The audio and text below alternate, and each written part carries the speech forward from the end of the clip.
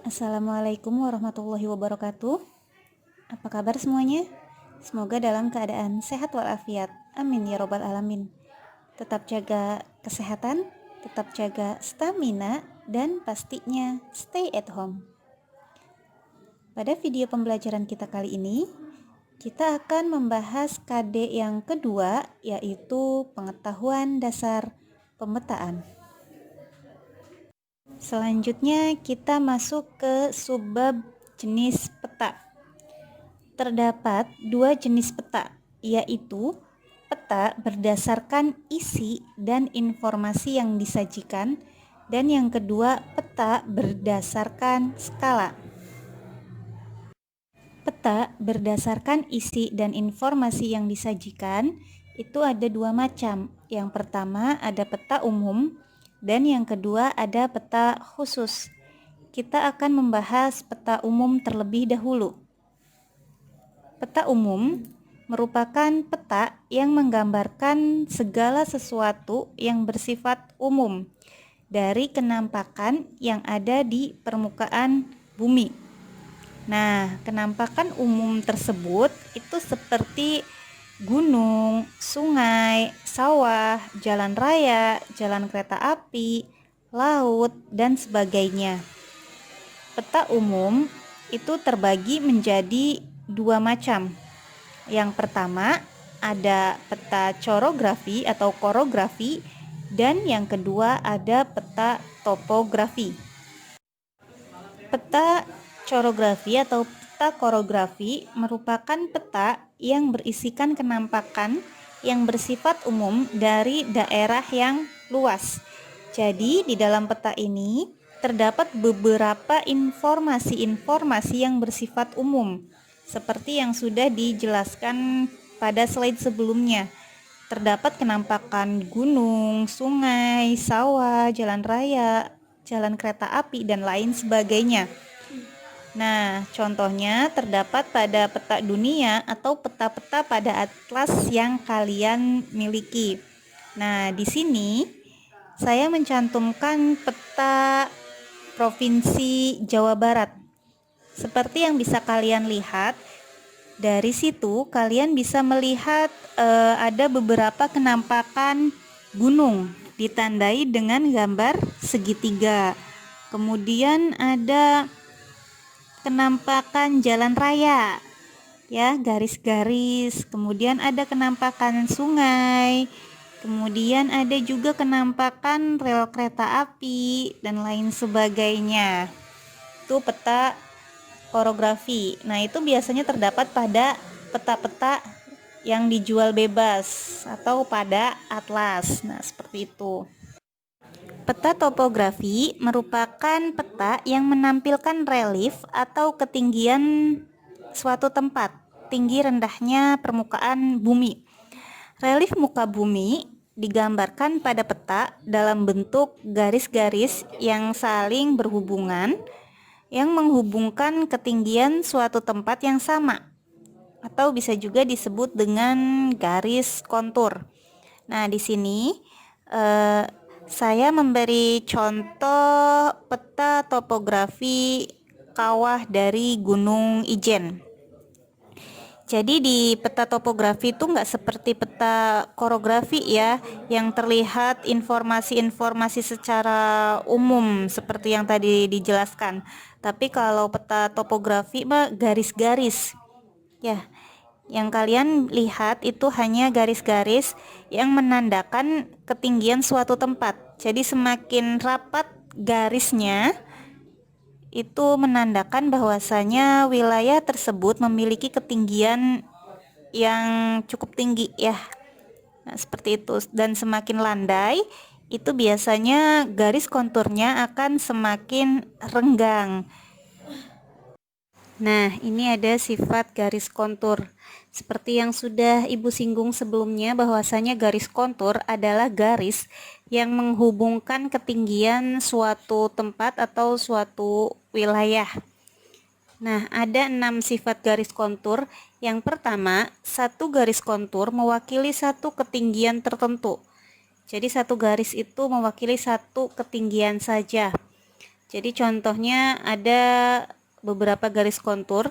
Garis kontur yang pertama itu menandakan ketinggian 50 meter di atas permukaan air laut. Kemudian garis kontur yang kedua itu menandakan ketinggian 100 meter.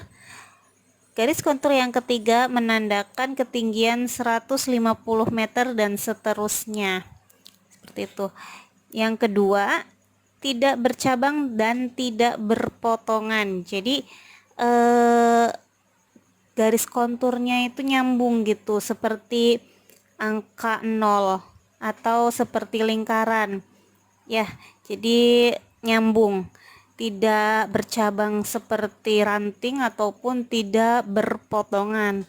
Kemudian yang ketiga, garis kontur rapat menunjukkan keadaan permukaan tanah yang terjal atau bisa juga yang tinggi. Nah, seperti yang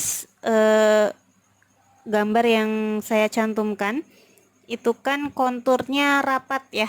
Kontur rapat tersebut menandakan bahwasannya wilayah tersebut itu adalah wilayah dengan dataran yang tinggi atau tanah-tanah yang terjal, dataran-dataran yang terjal seperti itu.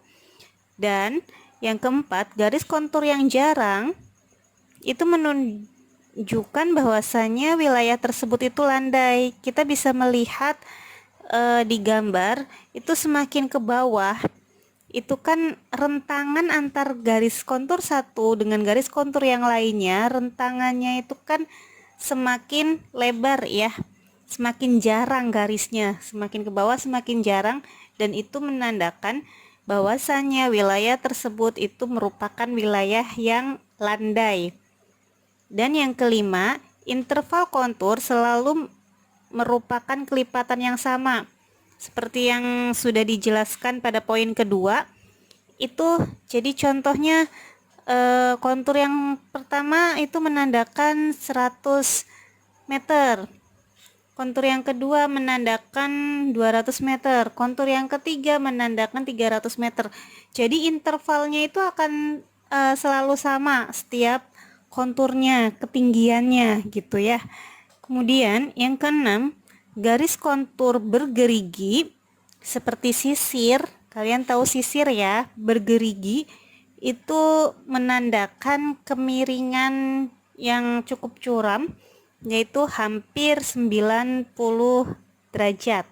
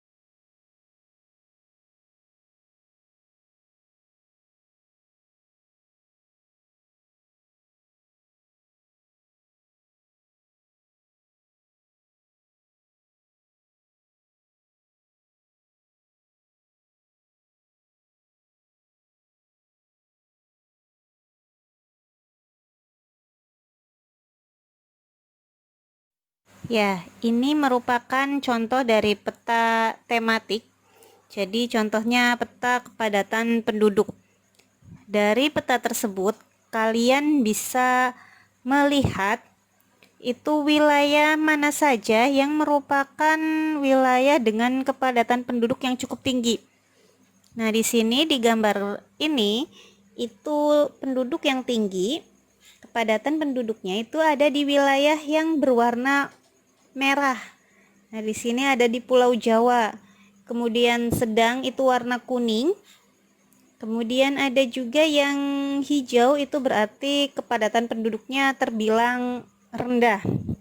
Nah, seperti itu. Jadi informasi yang disajikan dalam peta tematik ini itu khusus berdasarkan temanya saja. Jadi kalau temanya kepadatan penduduk, yang ditampilkan hanya wilayah kepadatan penduduk saja. Tidak ada informasi lain, tidak ada informasi jalan, tidak ada informasi sungai, dan lain sebagainya. Jadi khusus berdasarkan tema tertentu saja. Ya, jika tadi kita membahas peta berdasarkan isi dan informasi yang disajikan, sekarang kita akan membahas peta berdasarkan skalanya. Terdapat 5 jenis peta berdasarkan skalanya. Yang pertama, peta sangat kecil berskala lebih dari 1 juta, dan peta tersebut itu biasanya untuk menggambarkan wilayah yang sangat luas. Jadi contohnya untuk menggambarkan peta dunia. Kemudian yang kedua, ada peta kecil berskala 1/500.000 sampai dengan 1/1 juta.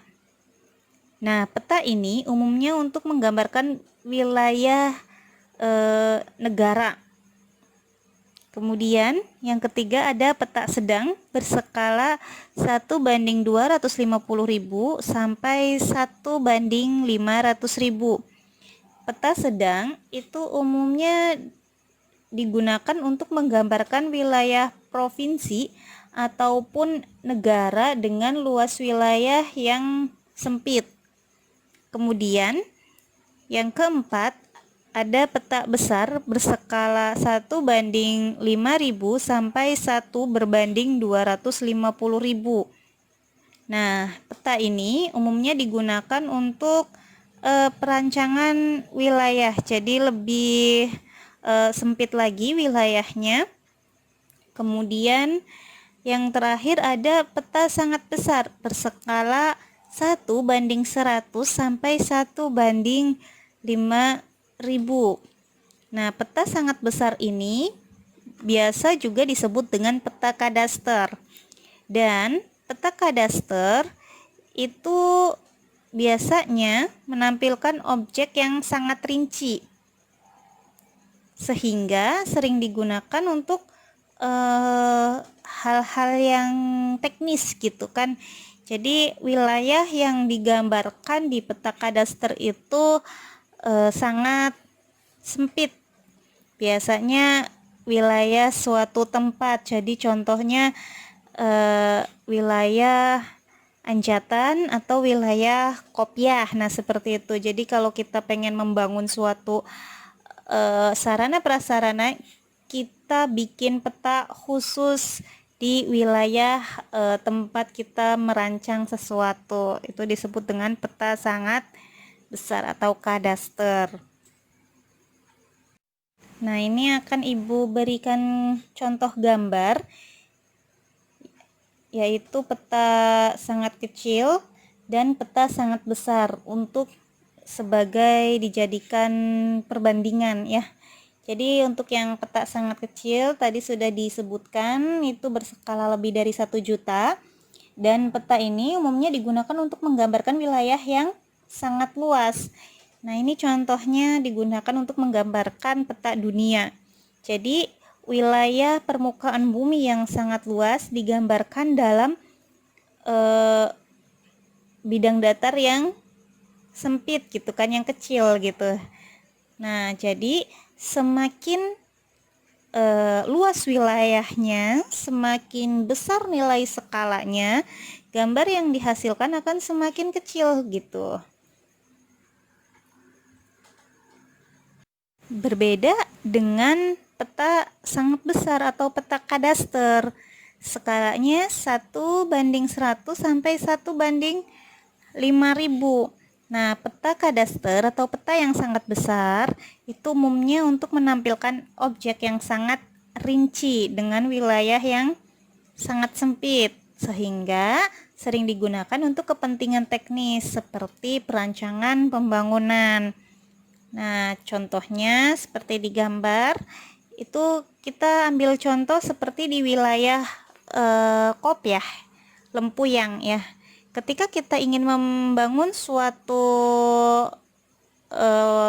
pom bensin, itu kita bikin dulu peta wilayah tersebut. Jadi kita rancang kira-kira pom bensin tersebut diletakkan di mana yang sangat strategis. Kemudian digambarkan, dibuatlah petanya supaya lebih terarah lagi. Nah, seperti itu peta kadaster fungsinya ya. Jadi berbanding terbalik dengan peta yang sangat kecil tadi. Jadi semakin sempit wilayahnya tapi semakin rinci hasilnya dan semakin kecil nilai skalanya. Itu akan menggambarkan peta yang cukup besar karena cukup besar di sini karena lebih terperinci lagi. Yuhu, sekian pembelajaran kita kali ini. Terima kasih. Wassalamualaikum warahmatullahi wabarakatuh.